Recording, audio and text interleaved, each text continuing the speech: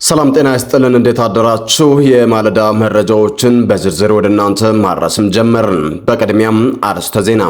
የቴዎድሮስ ዛዶች በሚጫ ግንባር በወሰዱት ውጤታማ የጸረ መከላከልና የመልሶ ማጥቃት እርምጃ 97 የአገዛዙ ወታደሮች ሲደመሰሱ 35 ወታደሮች ደግሞ መማረካቸው ታወቀ። 25 የፋሽስቱ ብልጽግና አገዛዝ ሰራዊት በሻምበል አዛዣቸው እየተመሩ ፋኖንም ተቀላቀሉ።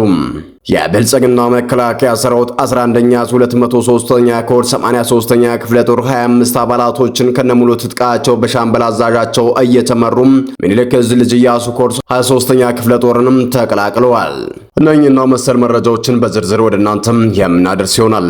ሰላም ጤና ይስጥልን። የተወደዳችሁና የተከበራችሁ የሚዲያችን ቤተሰቦች በያላችሁበት የበዛ ሰላምታችን ወደ እናንተ ይድረስ እያልን ቀጥታ ከአራቱም የአማራ ግዛቶች ያገኘናቸውን ሰፋ ያሉ መረጃዎች በቅደም ተከተል ወደ እናንተም የምናደርስ ይሆናል። እናንተም ድምጻችን ለዓለም እንዲሰማ ላይክ፣ ሼር እንዲሁም ሰብስክራይብ በማድረግ ቤተሰብ ይሁኑ ያልን ቀጥታ ወዳገኘናቸው መረጃዎች አለፍን። አብራችሁን ቆዩ። የቴዎድሮስ ዛዶች በሚጫ ግንባር በወሰዱት ውጤታማ የጸረ መከላከልና የመልሶ ማጥቃት እርምጃ 97 የአገዛዙ ወታደሮችን ሲደመስሱ 35 ወታደሮች ደግሞ መማረካቸው ታወቀ።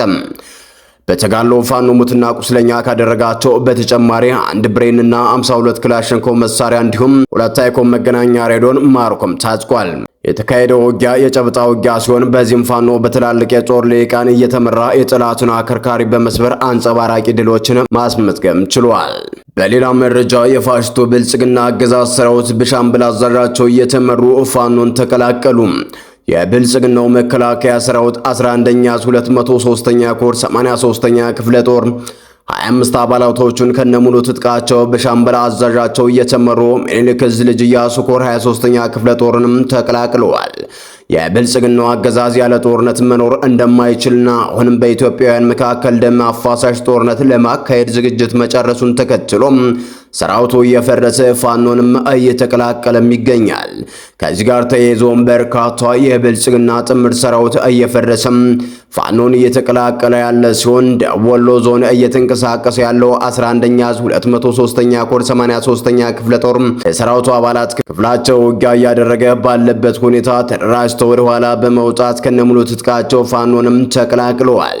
ይህ ክፍል በቅርቡ 2 ሞርተር፣ በርካታ የቡድንና የነፍስ ወከፍ መሳሪያ ከእግረኛ ሰራዊቱ ጋር ተንታና መቅደላ ላይ መማረኩም ይታወሳል። በመጨረሻም ብልጽግና ሰራዊቱን ገዥ በሆነ ሀገርና ሕዝብ አሻጋሪ አጀንዳ የሚይዝበትና የሚታገልበት ሁኔታ እንደሌለና ከዚህ በኋላ በውሸት ሰራዊቱን የሚያስጨርስበት ጊዜ ማብቃቱንም የሰራዊቱ አመራሮች ጨምሮ እየፈረሰ በቡድን ፋኖን መቀላቀሉም ትልቅ ማሳያ ነው ሲሉ የሰራዊቱ አባላቶችም ገልጸዋል። በተመሳሳይ መረጃም በፍላቂት ገርግራ ግንባር በተደረገ ተጋድሎ 17 የአገዛዙ ወታደሮች ሲደመሰሱ በርካቶች መቁሰላቸውም ታውቋል።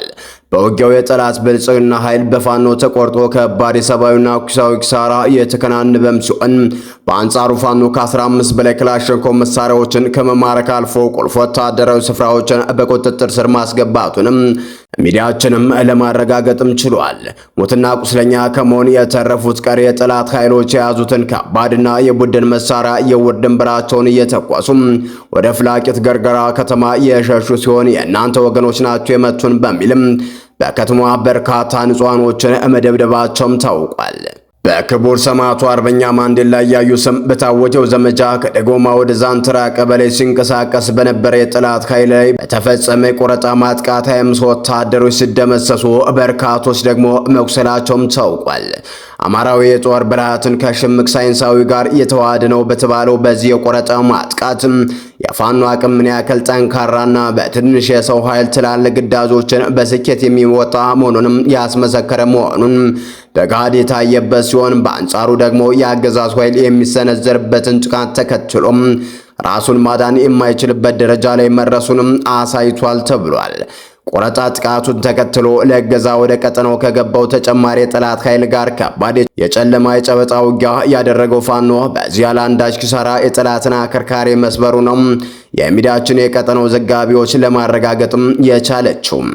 በተመሳሳይ መረጃም ከምንዝ ሞላሌ በ14 መኪና ከሰላ ድንጋይና ከጣርማበር በ3 መኪና እንዲሁም ከሰላ ድንጋይ አንድ ተጨማሪ መኪና ባንዳ ምንሻ በአጠቃላይ 16 መኪና አየር ወለድ ኮማንዶም አንድ መኪና ምንሻና አንድ ዙ 23 አየር መቃወሚያ በመያዝ ዘረፋና አፈሳን አልሞ ወደ ጀግኖቹ ቀይ ሰዓት ያቀናው የጠላት ኃይል በጀግኖቹ ሸዋ ጠቅላይ ግዛት ህዝብ አፄ አምደ ጽዮን ኮር ክፍለ ጦሮች በተከታታይ ለ4 ቀናት ሲቀጠቀጥ ከርሞ ዛሬ በወንዶቹ ክንድ ሳሲት ከተማንም እንዲለቀቅም ተደርጓል። በዚህም አስደማሚ ውጊያ ላይ የአፄ አምደ ጽዮን ኮር ክፍለ ጦሮች ጀብደኛው ራምቦ ክፍለ ጦር፣ ጀግናው 7 ለ7 ክፍለ ጦርና የአፄ ምኒልክ ክፍለ ጦር ሻለቆች የኮሩ ቀኝ እንዲሁም ተጉለት ላይ ትልቅ የውጊያ ዝና በእጃቸው የጻፉት አርበኞች ፋኖ ጦር የንጉሥ ኃይለ ሥላሴ ክፍለ ጦር ተዋጊዎች በጋራ የጠላትን አየር ወለድ ኮማንዶን በሳሲት ዙሪያ በመክበብ የተጠናከረና እረፍት የለሽ ውጊያ በመክፈት በጠላት ላይ ከፍተኛ ሰብአዊ ኪሳራ ማድረስም ተችሏል።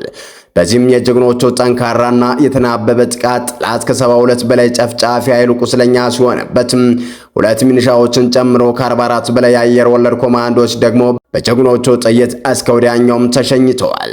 በጀግኖቹ ከበባ የተቆረጠውን ኃይል ለማውጣት ጠላት አንድ ተጨማሪ አየር መቃወሚያ ቢያስመጣም ውጊያ ከጀመሩ የማይመለሱት ጀግኖቹ የራምቦ ክፍለ ጦር ተዋጊዎች ዛሬ ጠዋት ጀምረው እስከ ሰላ ድንጋይ ድረስ እየተከተሉ የአገዛዙን አየር ወለድ ኮማንዶ በየገበሬው ማሳ ላይ አስተኝተውታል።